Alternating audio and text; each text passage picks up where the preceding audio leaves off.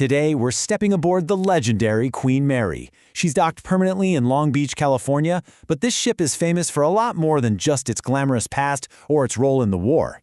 It's known as one of the most haunted places on the entire planet, and we're going to investigate its most famous and maybe its smallest ghostly resident. But listen, this isn't just another spooky campfire story. We are diving deep into the legend of a little girl named Jackie, a spirit that has fascinated paranormal investigators and, honestly, terrified visitors for decades. So, what's the real story here? We're going to look at the legends, the science, and, the skepticism. All right, let's start with the legend itself. Who is this spectral child that seems to be at the very heart of the Queen Mary's haunting? Let's meet Jackie. Okay, so here's the case file on Jackie, if you will. The story goes that she's the ghost of a young girl who tragically drowned in the ship's second-class swimming pool. Now, while this supposedly happened when the ship was still sailing the seas, the reports of her ghost didn't really start picking up steam until after it was turned into a hotel in the 1960s. And what's really interesting is that most people don't see Jackie, they hear her. People report hearing a little girl's voice, giggling or singing, echoing through that empty pool room. Paranormal investigators swear they've captured EVPs, that's electronic voice phenomena, of a girl calling out for her mom. Visitors also talk about these sudden, intense cold spots and just this feeling that's both playful and incredibly sad at the same time. But here's the thing. The deeper you dig into this, the messier the story gets. The details about who Jackie was, and especially how she died, well, they're far from clear. So, the most common version is that Jackie drowned. Simple, tragic. But then there's this other story, one that tour guides sometimes tell, that she was sliding down a handrail, slipped, and broke her neck. I mean, those are two completely different, awful tragedies for the same ghost. Right away, you can see the first major crack in the legend. So, let's look at the official records. During its active years, there were 49 documented deaths on the Queen Mary. That includes crew, passengers, soldiers, a pretty significant number for sure.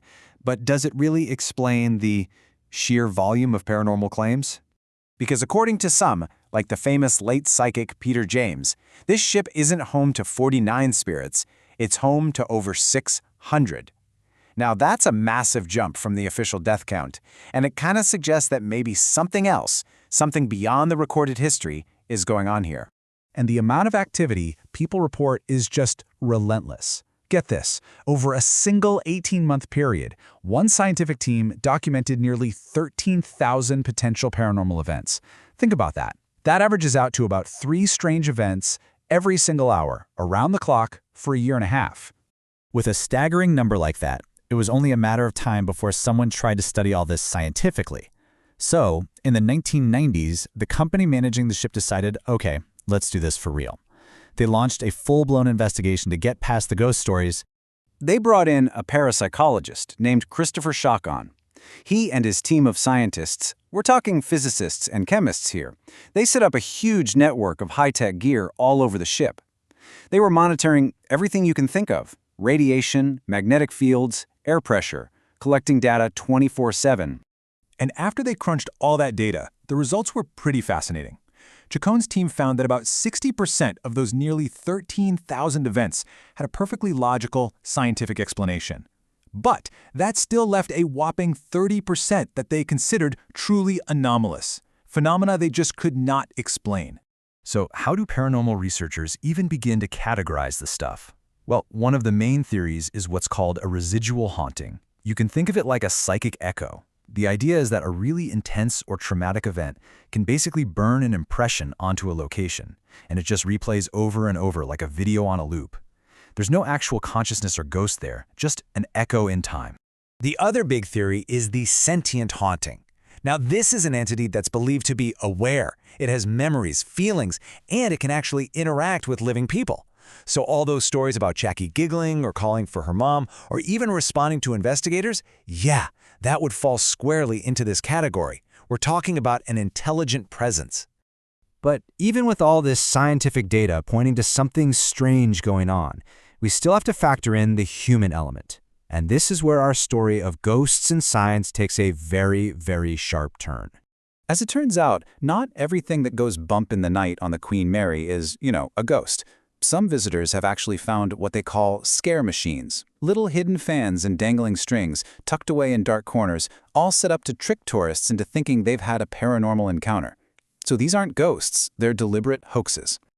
And the deception might go way deeper than just a few strings. Get this. The entire legend of the ship's most notoriously haunted room, Stateroom B340, might have been completely made up. One account claims that when Disney ran the hotel in the late 80s, the room was closed for renovations, so employees just invented a story about a violent spirit to have something scary to tell guests. A whole ghost legend, born out of convenience. And this timeline really puts it all into perspective, doesn't it? The Queen Mary wasn't always a haunted house. It was a luxury liner, then a WWII troopship, nicknamed the Gray Ghost. But after it reopened as a tourist spot, something fundamental changed. By the 1980s, ghost stories went from being simple folklore to being a key part of the ship's business model and its marketing strategy. So, where does all of this leave us? In our investigation of the Queen Mary and the ghost of little Jackie, the lines between history, tragedy, and pure entertainment are incredibly blurry. You know, maybe the true power of the Queen Mary's haunting isn't about proving if one specific ghost, like Jackie, is real or not. Maybe it's about the immense collective weight of its history. This ship has absorbed an entire lifetime of intense human emotion, from the glamour of its maiden voyages to the trauma of war, with decades and decades of stories just layered on top. And maybe, just maybe, this was always its destiny. It's kind of eerie, but on the day the ship was launched, way back in 1934, a psychic made a wild prediction. She said, "The Queen Mary will know her greatest fame when she never sails another mile." And she was right. An estimated 50 million people have visited the ship in Long Beach. That is way more people than she ever carried as a passenger liner. Which brings us to one last question. Is this ship truly a vessel for spirits from the past? Or has its incredible, complicated history just made it the perfect vessel for our stories, a place where our collective need to believe in the unknown can truly come to life?